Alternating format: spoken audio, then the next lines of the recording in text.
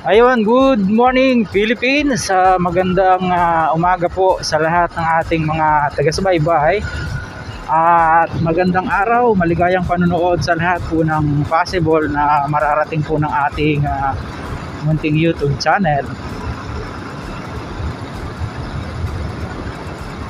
Ngayon po ay linggo, ika-28 araw sa buwan ng Hulyo. Ang oras po natin ay 9:40 na po ng umaga. Sa kasalukuyan, narito po tayo sa bayan ng Magallanes, dito po sa lalawigan ng Cavite. Dakong kanlurang bahagi na po ito. Opo.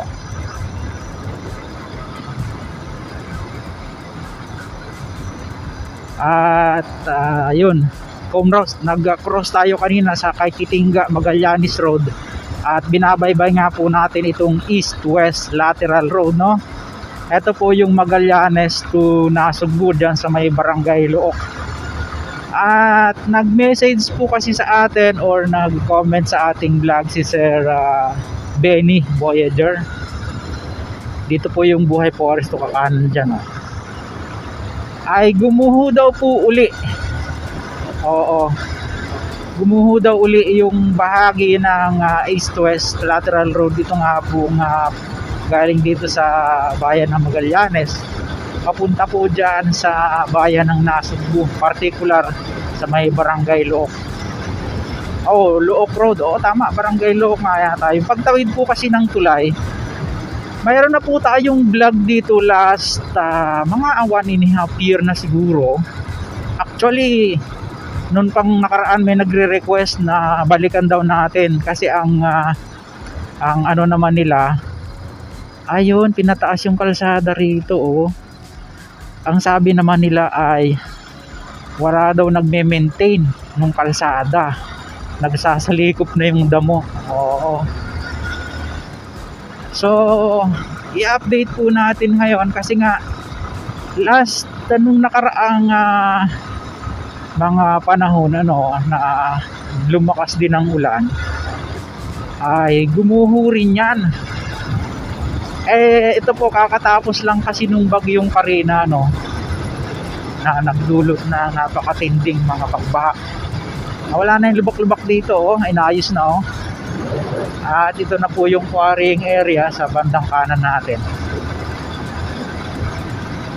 Itong bungad, malapad na yung kalsada. So titingnan natin yung mga pagbabago after 1.5 year na tayo ay nag-vlog dito. Papunta nga po doon. At yun nga yung concern ni Sir Benny. Baka daw sakali na magawa ng paraan ng DPWH Batangas. Oo. Eto, may mga improvement na nangyayari. Ayan, tingnan nyo, Balim-bali kasi ito dito. So yun, inaayos pala. Tapos mayroong nadagdag na magkabilang lane sa magkabilang side. Dati ito lang kasi yung salubungan lang na ito. Ang ganda na, Tapos ang highlights nga po ng ating vlog ngayong araw, yung doon sa may mga pasigsag na bahagi. Doon kasi yung gumuguho, doon yung gumuho last time, natatandaan ko. Kaya sana ay nadadaanan na ito, patawid uli ng dyan sa Barangay Look sa Nasugbu. Kasi napakalaking bagay niyang kabayan sa mga taga rito. Tingnan nyo, dati makitid lang yan, inuuka yung bundok, Ang ganda na pala ng improvement dito, mga kabayan, At mamaya, dahil pinagkalooban tayo ng maganda-gandang panahon, titingnan natin kung saan yung maganda-gandang spot na mai-highlights po sa inyo para makuhanan natin siya ng aerial shot, Ito, prone po talaga sa landslide yung mga ganyang klase ng lupa, unless yan po ay lagyan ng riprap. Yun yung pinaka the best solution dyan. Kung matatandaan nyo, yung mga taga Quezon saka mga biyahe ng Bicol, nung araw ang zigzag road dyan sa Atimonan, Yung old ha, ay madalas din po ang pagguho dyan hanggang sa niriprapan po yan. Kita nyo naman ngayon, wala na siyang nababalita na may gumuho dyan sa Old Sigsag Road. Doon sa mga ibang parte, no? Nakatuwa ang lupa dito, oh. Mapula-pula. Oh, ayan, niriprapan yung magkabilang gilid kasi nga, ayun, talagang pag malambot ang lupa, guguho talaga siya, mga kabayan.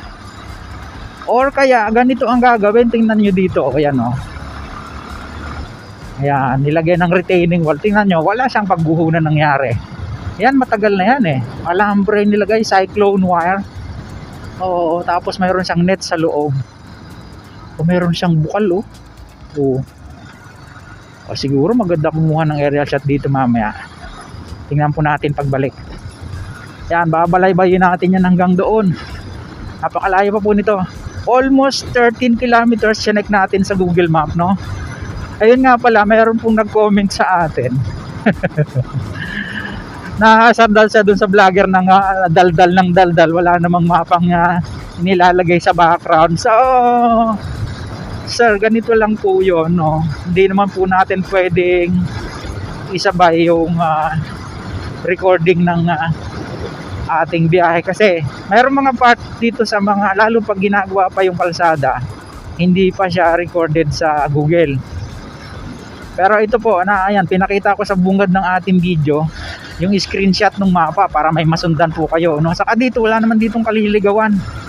Susundan nyo lang itong bypass road na ito. Although hindi natin alam yung mga barangay na nakakasakop dito, no? More or less, Magallanes po ito, Cavite. At kagaya nga po ng nasabi ko kanina, ito po ay kanlurang bahagi na ng Cavite, lalawigan ng Cavite, kasi susunod ay Batangas na, papunta ng kanluran. Opo. Saka siguro hindi nyo po pinakikinggan yung mga sinasabi namin, no? Na sa umpisa pa lang ng video, bukod sa sinasabi namin kung saan kami nandun, nilalagay ko po yung pangalan ng lugar sa umpisa ng ating video, kung saan tayo nandun, pati yung mapa, no? Tingnan natin kung possible ay yung sa 3D map ng Google Earth, nilalagay din natin. At saka isa pa, hindi po kami navigator, mga kabayan. Ako po ay nagbabahagi sa inyo ng mga infrastructure project na existing na at patuloy pang ginagawa dito sa atin sa Pilipinas, particular dito po sa Luzon, no? Nandito tayo sa Luzon area. At ito pong ating tinatahak, isa po ito so far, no, sa pagkakaalam ko, isa po ito sa pinakamahabang bypass road dito sa Calabarzon. Halos kasing haba po ito ng South Luzon Expressway, 49 point something kilometers kung di po ako nagkakamali, no? Lalagay po natin sa description yung details para inyo pong masundan. Yan, kita nyo po itong lugar na ito, oh. Mayroon din siyang net and then cyclone wire to prevent yung erosion ng lupa. Opo. Kasi ganun talaga ang mangyayari. Wala halos ng puno na nag-hold ng mga lupa.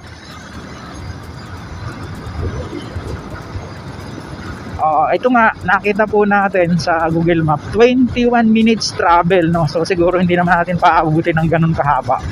Magkakat tayo kung pwede, kasi ang highlight lang naman natin, maipakita sa inyo yung mga latest development po dito. Alanganin nga po akong bumiyahe kanina kasi nakita nyo naman yung panahon makulimlim. Pero salamat sa Diyos, pinagbigyan tayo ng maganda-gandang panahon ng mga bikers riders, mga gwardiya, para tayo ay makabiyahe dito sa bahaging ito ng lalawigan ng Cavite. At ito po, mga kabayan, ganun pa rin siya, hindi pa rin siya nasisemento.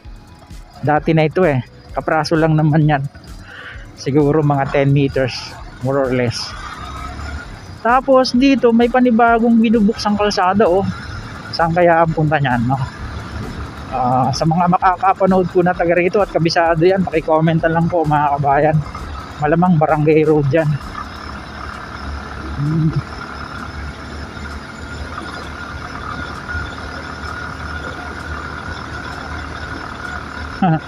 Kagaya ng dati talagang medyo gapang si browser natin, mataas na mahaba pa.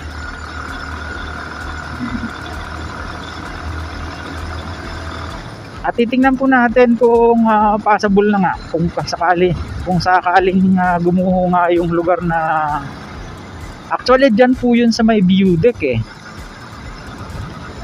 Kung mapapansin nyo dito sa mapa natin, ayan o, mayroon po siyang view deck. Yun na nga po yung bahaging sigsag palusong dyan sa may patawid na ng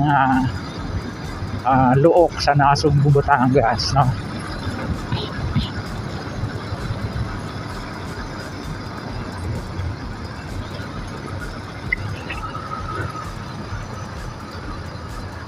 May nakamotor sila kuyang, ang putik ng motor niya.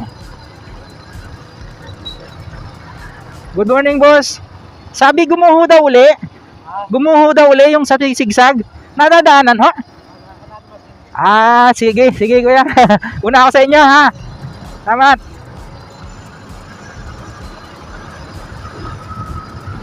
Nakakadaan daw naman yung single na motor. Ayan na. Oh.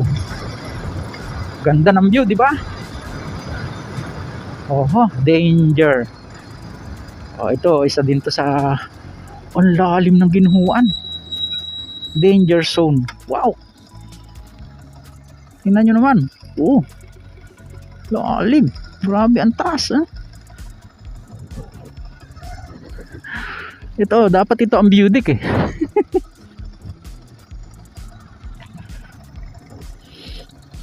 Ang bigat ng motor natin, hindi ko maiatras. Grabe. Ayan. Ito na yung sigsag eh, palusong eh. Kita nyo, malaking bagay yung ganyan, no? Kung wala yan, bagamat bato siya, malamang guho din yan. Yan po yung view deck area. Diyan tayo kumuha ng aerial shot dati. Pero titingnan natin kung makakakuha. Uy. Ang tulin.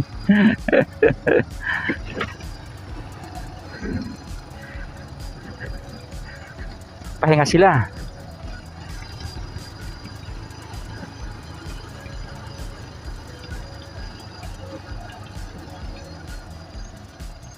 Good morning mga sir. Ano po nangyari? Ibig sabihin kayo okay lang? Okay lang po. Naka-vlog po tayo. Pwede po kayong isama? Okay lang? Okay lang? Overheat. Kasi ano siya, CVT type eh, no? Mga taga saan pa po kayo, mga boss? Pasig. Talagang dumayo lang talaga kayo dito, no?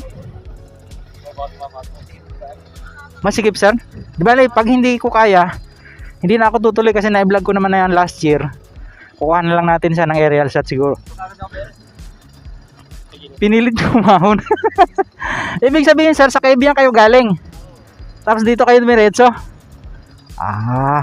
Sige po, subukan ko lang ha. Sige po. Mga taga Pasig pa raw sila.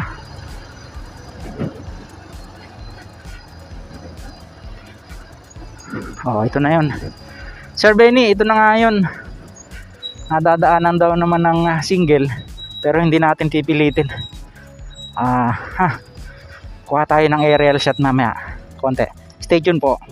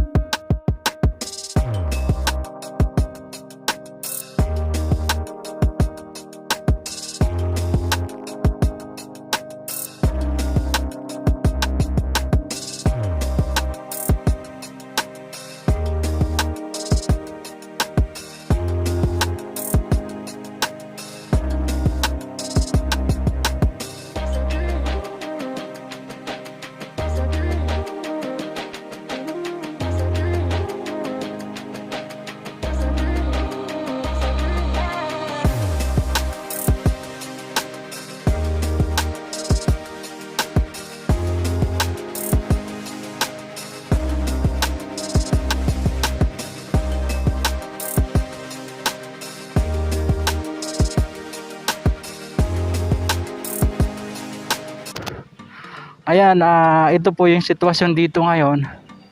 Halos buong kalsada itong sa right side, yan, no? Natamaan, natabunan, kaya kapraso lang. Ang sistika, mayroon pang tubig ng bukal na kulay kalawang ang umaagos.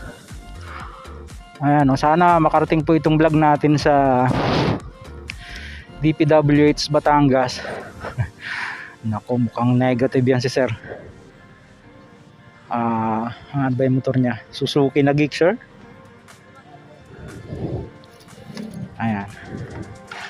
So, balik na po tayo. Hindi na tayo baba. Nakuha na naman natin siya ng aerial shot. At samantalang bumabalik tayo, ito po yung mga aerial shot nating na captured. At ito yung mga naabutan natin dito.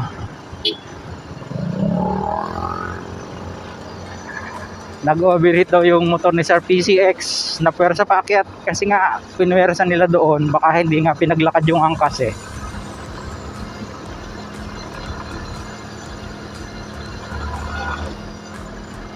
So yun, so far yun po yung sitwasyon ngayon dito. Nakakadaan naman yung ngilan-ngilan, medyo lakasan nga lang ng loob, no? Saka ito pa yung gumuho, yan, no? Madadamay din dito yung kalsada dito.